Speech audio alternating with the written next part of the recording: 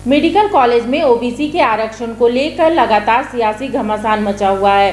कांग्रेस सहित कई दल के नेता केंद्र की नरेंद्र मोदी सरकार को संसद में घेर रहे हैं। ओबीसी के आरक्षण के सवाल पर केंद्रीय श्रम मंत्री भूपेंद्र यादव ने कांग्रेस पर हमला बोला है। भूपेंद्र यादव ने कहा है कि यूपीए सरकार में पिछड़ा आयोग को संवैधानिक दर्जा नहीं दिया था, जबकि केंद्र की नरेंद्र मोदी सरकार ने पिछड़ा वर्ग आयोग को संवैधानिक आयोग का दर्जा दिया है।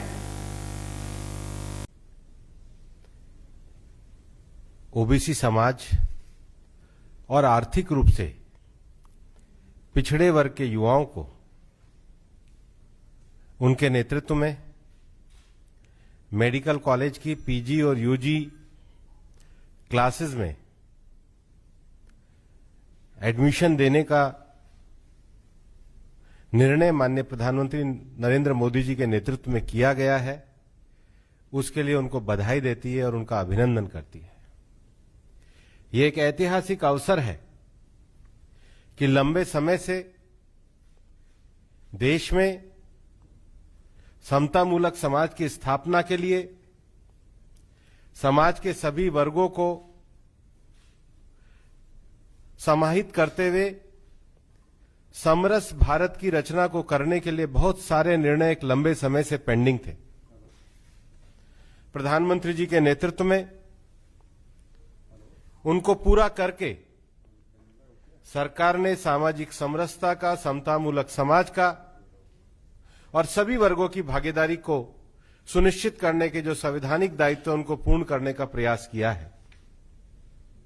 हम ये भी जानते हैं कि पिछड़ा वर्ग का जो आयोग था उसको संवैधानिक आयोग देने की मांग एक लंबे समय से पेंडिंग पड़ी थी। यूपीए सरकार के 10 साल निकल गए लेकिन उसको संवैधानिक आयोग का दर्जा नहीं दिया गया। माननीय प्रधानमंत्री जी के नेतृत्व में पिछड़ा वर्ग आयोग को संवैधानिक आयोग का दर्जा दिया गया।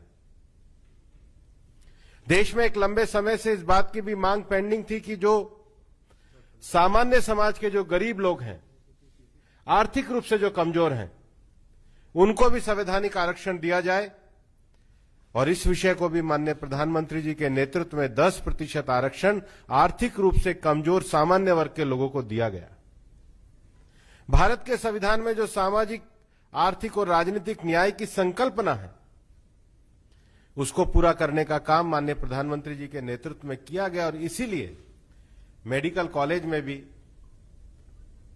ओबीसी समाज के 27% और आर्थिक रूप से पिछड़े वर्ग के विद्यार्थियों के लिए भी 10% आरक्षण की बात की गई। और इस बात को कहते हुए भी संतोष होता है कि माननीय प्रधानमंत्री जी के नेतृत्व में जो हमारी जिस प्रकार से ये सरकार चली है, उस सरकार के अंतर्गत पिछले भी ट्रिपल तलाक का अधिकार दिया गया। ये सब विषय भारत में एक लंबे समय से सामाजिक दृष्टि से, आर्थिक दृष्टि से कमजोर वर्ग के लोग जिस प्रकार से शासन में भागीदारी के साथ साथ विकास के मार्ग पर बढ़ना चाहते थे, सबका साथ, सबका विकास और सबका विश्वास की नीति को लेते हुए सरकार ने दृढ़ता के साथ उस पर कदम उठाए हैं। आज भले ही कांग्रेस कुछ भी कहे, लेकिन कांग्रेस का इतिहास इस बात को दर्शाता है कि कांग्रेस ने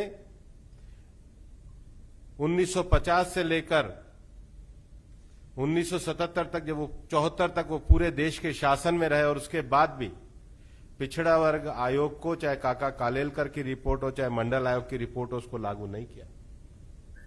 कांग्रेस ने कभी भी आर्थिक रूप से सामान्य समाज वर्ग के जो लोग हैं उनको समाज की मुख्यधारा में आगे बढ़ाने के लिए उनके लिए भी किसी प्रकार की नीति को लागू नहीं किया गया। और इतना ही नहीं, मैं तो ये कहना चाहूंगा कि ये कांग्रेस के संसदीय परंपरा के आचरण पर एक धब्बा लगाने जैसा प्रश्न चिन्ह है कि जब पहली बार देश के मंत्रिमंडल में माननीय प्रधानमंत्री जी के नेतृत्व में एक बड़ी संख्या में ओबीसी समाज के लोग, दलित समाज के लोग, ट्राइबल समाज के लोग, सामान्य समाज के लोग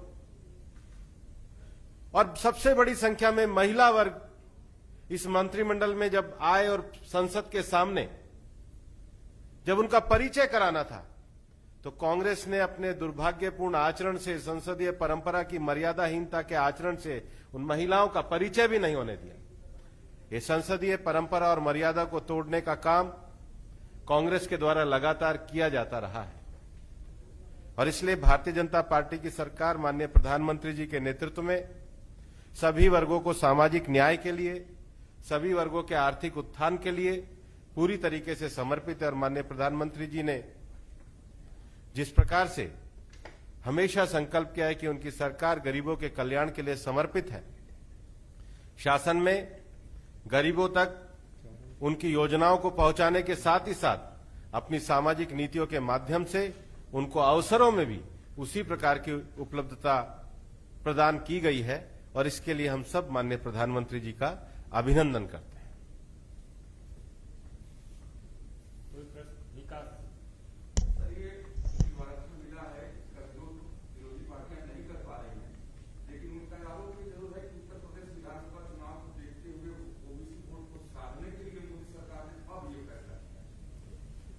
जो विरोध करने वाली पार्टियां हैं उनको मैं पूछना चाहता हूं कि जो कल तक सामाजिक न्याय के नाम पर लड़ाई लड़ते थे, क्या उनका समाज केवल उनके परिवार तक सीमित हो गया?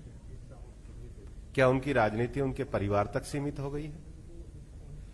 और मैं तो इनको ये कहना भी चाहता हूं, मैं तो उस संसदीय समिति का अध्यक्ष भी रहा हूं जिसमें ओबीसी वर्ग को संवैधानिक आयोग देने की बात की गई थी। उनकी क्या भूमिका है? और मैं कांग्रेस से भी पूछना चाहता हूं कि कांग्रेस बताए तो सही उनकी भूमिका क्या रही है। उनके शासनकाल में कहां वो रह रहे थे जब दो ओबीसी कमीशन की रिपोर्ट आई और उन्होंने लागू नहीं की। उनके सारे विषय राजनीतिक हैं और उनके जो विषय हैं ये उनके व्यवहार और विचार और उनके विरोधाभास को भी दर्शाता है। जब टूटती है आस, जब थकती है सांस, जब रूठते हैं अपने, मुंह मोड़ता है जमाना, जब अंगड़ाई लेता है संकल्प, फिर बनती है कहानी, बनते हैं अनमिट निशान। देखिए मेरे साथ संघर्ष की दास्तान।